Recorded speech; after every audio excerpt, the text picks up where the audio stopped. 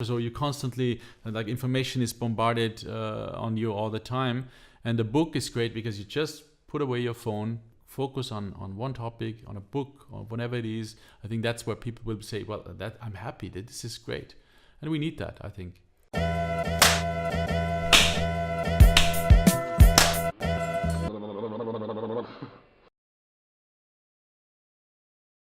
The newspaper you run, yes, started, that I work with, you work with, started 1703. Yes. What was going on 1702? What was missing?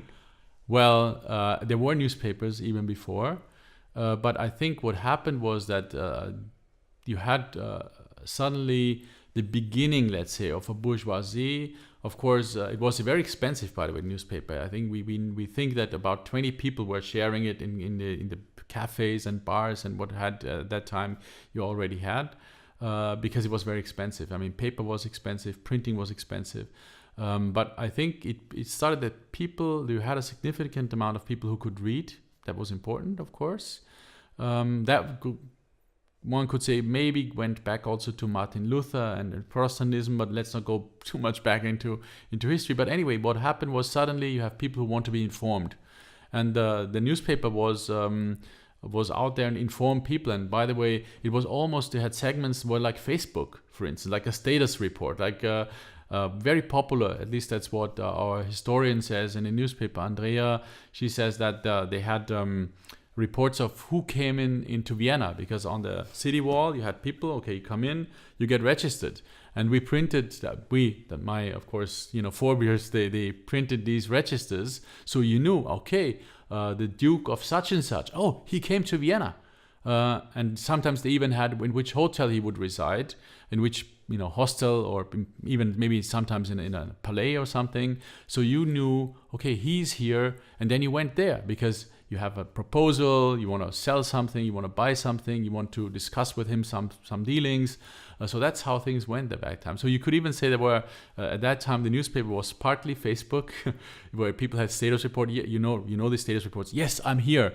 Who wants to join me for a beer because I'm in Dubai tonight, right? We see that in our timeline all the time. So that's what the newspaper did. And of course, also it informed people what was going on. So people wanted to be part of it. It was no longer than in the old days where most people, couldn't take part in daily life because there were some higher ups who took all the decisions, the clergy, the nobleman, the emperor, the king. And then I think slowly you could see that things were changing. Of course, very slowly. But of course, we know how history continued. We had the French Revolution, we had the Bourgeois Revolution in 1848, more rights for people. And then, of course, 100 years ago, Europe changed completely after World War I. Democracy instead of monarchy in Germany, in Austria, in all different places.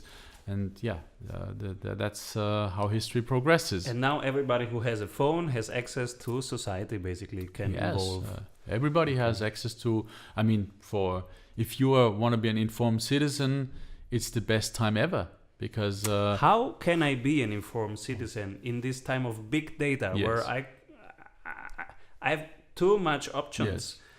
How can I find out which one is the relevant source of information, the reliable?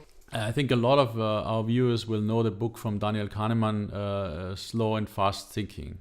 And I think that's a principle. That's how our brain functions. So, of course, you need the fast thinking part. So that's basically the daily news. You can consume that listening to podcasts. NPR in the United States is fantastic. National Public Radio. The BBC is fantastic. In Europe, fortunately enough, we have all these public broadcasters, the Danish radio, Austrian broadcasting in Germany, Deutsche Welle, for instance, also, which broadcasts internationally, wonderful radio stations. And they inform you about what's going on daily. The newspaper does the same thing. But also what we want to do more and more, I think people who are in the daily business, to also give you, for your slow thinking process, give you food for thought. So, long analysis about certain issues, well-researched stuff that you can learn about the dealings in the European Union, the geopolitical issues, business, economic issues.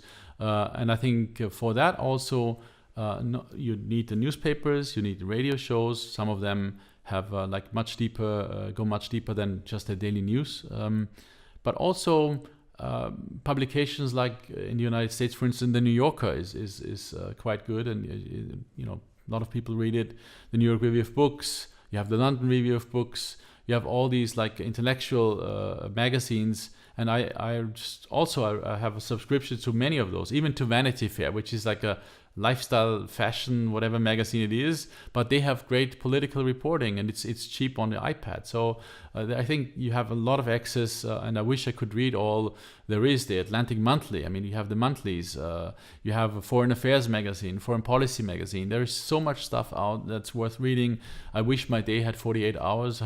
I'd be much better in following up on these issues. Yeah, so how do you pack that into 24 hours? Yeah, I mean, do you go running and listen to podcasts, or do something and listen to in parallel? Absolutely. I think that is, we have the great era of podcasts because you can always listen to stuff. For instance, even people who now at this moment listen to us, if they don't see us, of course, it's a loss, right?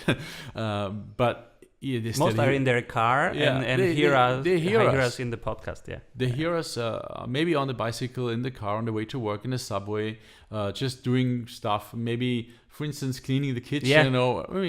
So many things in the house. And I always want to utilize every moment, either with music, which is also, of course, great, or with listening to somebody talk about interesting stuff. And again, I mean, the Ezra Klein show is fantastic. I mean, there's so many things out there. Again, NPR shows, etc., etc. Planet Money is one of the best business shows that there is on radio.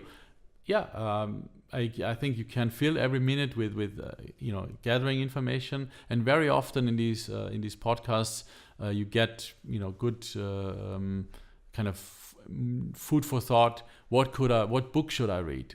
Which article is great? And then I think you go back, or even one thing also, I mean, I don't want to sound like advertising, but The Economist is fantastic. They have the subscription includes that you have the whole Economist in audio, and it's not by a computer voice. It's read by wonderful actors and actresses or voices, and then by that you can finally manage to consume the whole Economist, even if you don't read it, because you hear it, and that's fantastic.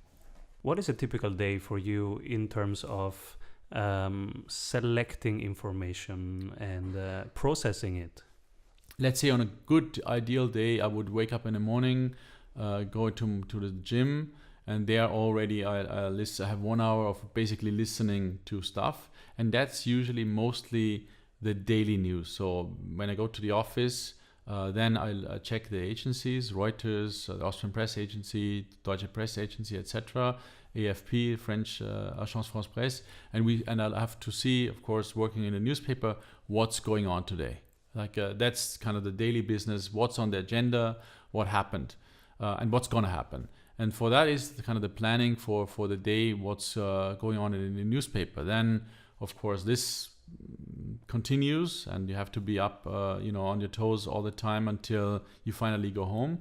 And then it's time for reading kind of the long reads. It's time for a piece in the New York Review of Books that is interesting. Or also, we should talk about that too, books. It's more important than ever in a time when you're constantly checking your mobile. Oh, this Twitter, there's something popping up on Twitter. Then my friend invites me to this, opening of an exhibition. He or she is over there, so let's go there, etc., etc. So you constantly, information is bombarded on you all the time. And the book is great because you just put away your phone, if you can afford it, in terms of not being reachable for your friends, family, or your colleagues. You put away the phone, and then you immerse yourself in a book for 1 hour, 2 hours, 3 hours. And no matter what you read, even if it's a novel, if it's short stories, if it's non-fiction, that's fantastic because that's time for you. It's only you and the book, and that is something I think that more and more.